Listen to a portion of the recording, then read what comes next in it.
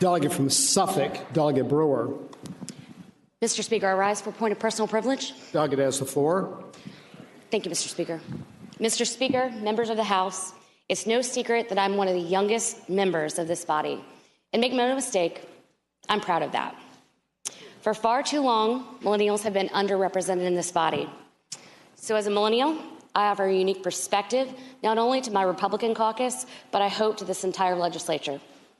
With that being said, you just heard from Chairman Hugo that the Democrats are proposing yet another new tax that will disproportionately affect millennials.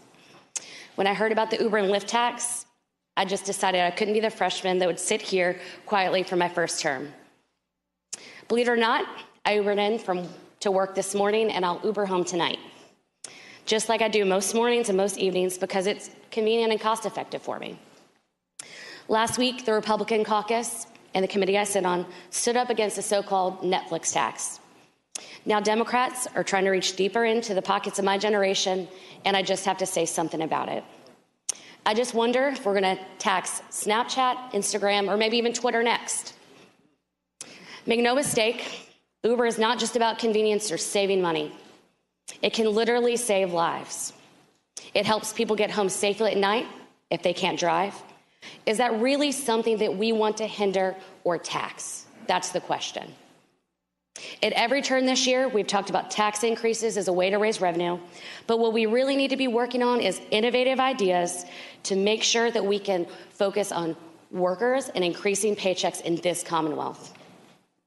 As a small business owner, I know that creating jobs, we put more money in people's pockets and we get more people on our tax rolls.